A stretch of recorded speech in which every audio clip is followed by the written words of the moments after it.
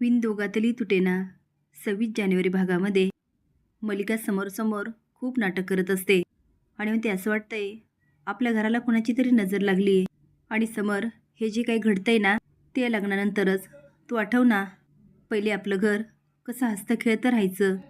आदिरा तर कायम इकडे तिकडे बागडत असायची, पण तिचं लग्न झालं तिच्या वाटेलाच दुःख आलं. आता मल्लिका बरंच काही बोलत असते, पण समोर म्हणतो काकू असं काहीच नाही आहे. आणि एक लक्षात घे, काही जरी झालं तरी रोहन आणि आदिराचा संसार मी कधीही मोडू देणार नाही. आता मात्र मल्लिकाचा चांगलाच माज उतरतो. आता सोनंदी मंदाकिनीला खूप बोलत असते. पहिले तर मंदाकिनी सांगायलाच तयार नसते, पण बाबा म्हणतात अगं आता तरी खरं बोल, कदाचित तुझा संसार वाचेल. पण मंदाकिनी स्वतःचं सत्य लपवण्यासाठी पुरेपूर प्रयत्न करते आणि म्हणते अहो खरंच खरंच सांगते, मी असं काही केलेलं नाही. सुषमंती आई खरं सांगून टाक, आता दुसरा पर्यायच नाही आहे. अगं यांना आपल्याबद्दल सगळंच माहिती झालं आणि मी ताईला पण सांगितलं. आदिराच्या मॉमने तुला पैसे दिले. आता मंदाकिनी म्हणते तू तू गप बाई, तू बोलून सगळा गोंधळ करून ठेवलाय. सोनंदी म्हणते आई गोंधळ तिने नाही तू करून ठेवलाय आणि आमच्या सगळ्यांच्याच आयुष्याचा. आता तरी खरं बोल. मंदाकिनी म्हणते आदिराच्या आईने गळ घातली मला, सगळा प्रस्ताव त्यांचाच होता. खरं तर पहिले माझ्या डोक्यात काहीच नव्हतं, पण त्या मला म्हणाल्या रोहन आणि आदिराचं लग्न मोडलं तर तुम्हाला मोठा फ्लॅट देणार. एवढंच काय, त्या बांगड्या पण त्यांनीच घाण टाकायला लावल्या आणि सगळ्यांसमोर मला तोंडावर पडलं. त्यावेळेस मी त्यांची मदत मागायला गेले तर मलाच उलटून बोलायला लागल्या आणि नंतर पुन्हा आल्या आणि पैसे दिले. खरं सांगते सोनंदी, मी हे जे काही केलं ना ते मोठ्या घरासाठी, पण खरंच मला माफ करा. आता मंदाकिनी खूप रडत असते.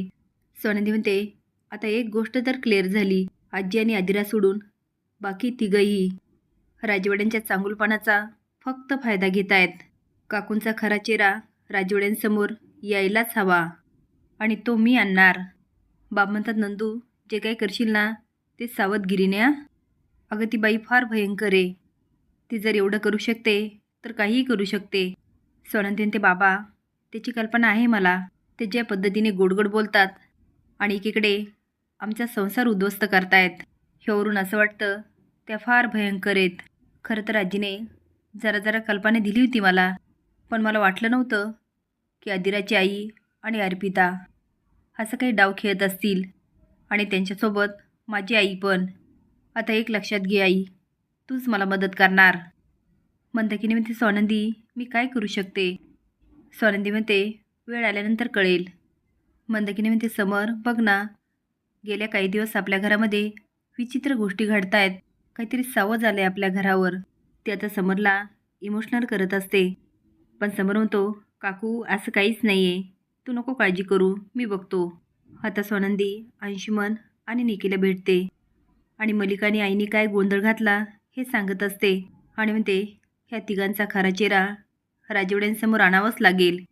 अंशुमन म्हणतो मग एक मार्ग आहे, पहिले आपण अंशुमनला पकडूया. आता बघा शेळकेचा वाढदिवस आहे, तो केक कटिंग करत असताना मी अंशुमनच्या केबिनमध्ये जातो आणि CCTV 5 मिनिटासाठी बंद करतो, फक्त 5 मिनिटासाठी. आता सोनंदी म्हणते चालेल. आता निकी गॅलरीत उभा राहून लक्ष ठेवून असते आणि आनंद CCTV कॅमेऱ्याचं बटन बंद करतो. आता सोनंदी अंशुमनच्या ऑफिसमध्ये जाते आणि लॅपटॉप उघडते. आता निकी, आनंद आणि सोनंदी एकमेकाला कनेक्ट असतात. आता सोनंदी पुरावे घेत असते, तेवढ्यात निकी म्हणते सोनंदी अंशुमन आलाय. कारण अंशुमन मोबाईलमध्ये CCTV बघत असतो आणि अचानक बंद पडतो. तेव्हा तो म्हणतो नक्कीच काहीतरी गडबड आहे, कुणीतरी बंद केलेत. तो आता पळतच लिफ्टजवळ जातो, पण वर जायला त्याला थोडा उशीर होतो. तो आज जातो तर निकी, आनंद आणि सोनंदी शेळक्याचा वाढदिवस साजरा करत असतात आणि एकमेकाला खुणावतात की काम झालं. आता अंशुमन विचार करतो सगळे तर इथेच आहे, म्हणजे CCTV आपोआप बंद पडले तर. तो आता मोबाईलमध्ये बघतो तर CCTV पुन्हा चालू झालेले असतात. आता बघूया सोनंदीचा प्लॅन किती काम करतो. असेच नवीन अपडेट जाण्यासाठी लाईक आणि सबस्क्राईब करा. धन्यवाद.